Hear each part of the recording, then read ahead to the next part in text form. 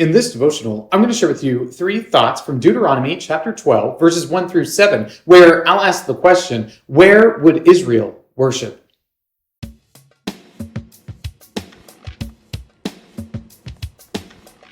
Deuteronomy 12, verses 1 through 7 says, "These are the statutes and rules that you shall be careful to do in the land that the Lord, the God of your fathers, has given you to possess, all the days that you live on the earth.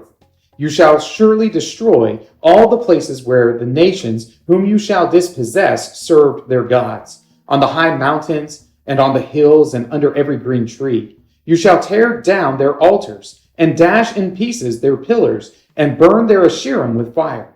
You shall chop down the carved images of their gods and destroy their name out of that place. You shall not worship the Lord your God in that way. But you shall seek the place that the Lord your God will choose out of all your tribes to put his name and make his habitation there. You shall go, and there you shall bring your burnt offerings and your sacrifices, your tithes, and the contribution that you present, your vow offerings, your free will offerings, and the firstborn of your herd and of your flock. And there you shall eat before the Lord your God, and you shall rejoice, you and your households, in all that you undertake in which the Lord your God has blessed you." As the people of Israel are preparing to enter into the promised land, after having wandered for 40 years in the wilderness, the Lord is giving them the law again. And these are the instructions that they have. As they go into the land, they are not going to worship in the same places as the folks that they are dispossessing, but instead the Lord will show them precisely where he will have them worship. And they are going to be different and distinct from the people that they are pushing out of the land. So with that in mind, here are 3 thoughts from Deuteronomy chapter 12, verses 1 through 7, answering the question, where would Israel worship? Thought number 1, not the high places. The Canaanites, they would worship in the high places. They would worship on the tops of hills. They would worship on the tops of mountains. They would worship under these green trees, and they would set up these poles that they would worship. They would set up these altars upon which they would burn sacrifices. But the people of Israel were not to worship there.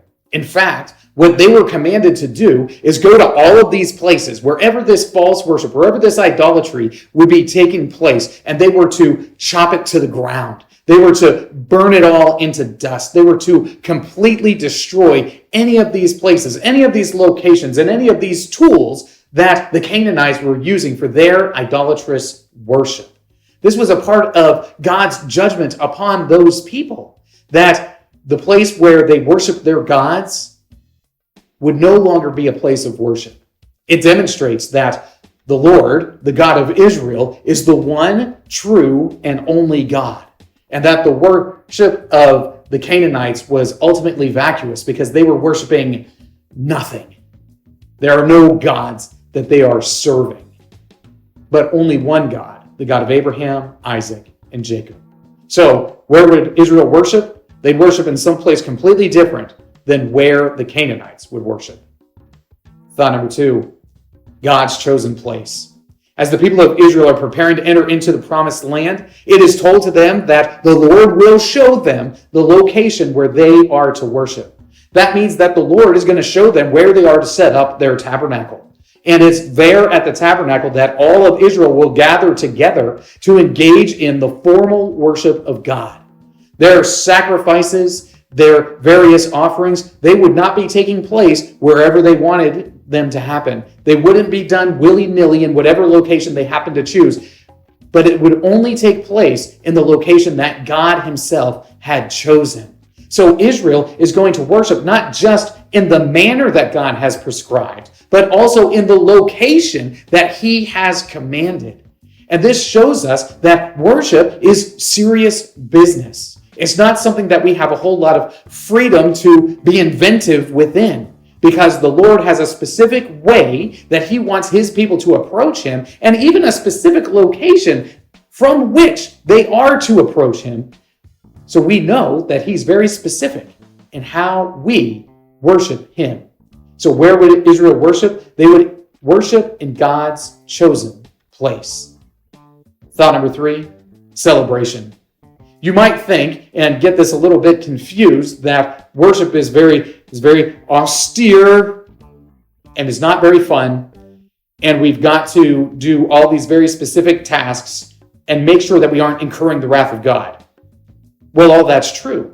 But at the same time, what you have to recognize is that worship is in fact a celebration that's taking place. We don't know this, but most of the sacrifices that the people of Israel would engage in were combined with a celebratory meal. That the animal that they're sacrificing is also the meat that they're going to be eating.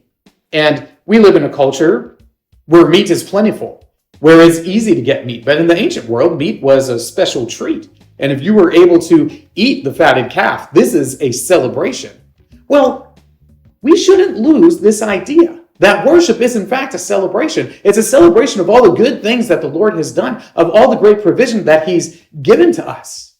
So we need to make sure that as we go and worship in the places where God has ordained for us to worship, where we are worshiping in the manner that God has prescribed for us to worship, that we're also doing so with an air of celebration, because we recognize that for the people of Israel, worship was a celebration of the great wonder of the Almighty Creator of the universe. These three thoughts come from the assigned reading of Deuteronomy chapters 10 through 12. If you'd like to read through the Bible with me, you can do so by subscribing to this channel, by clicking on the link in the description, or by joining the Facebook group Through the Bible, where we are reading the text of Scripture together.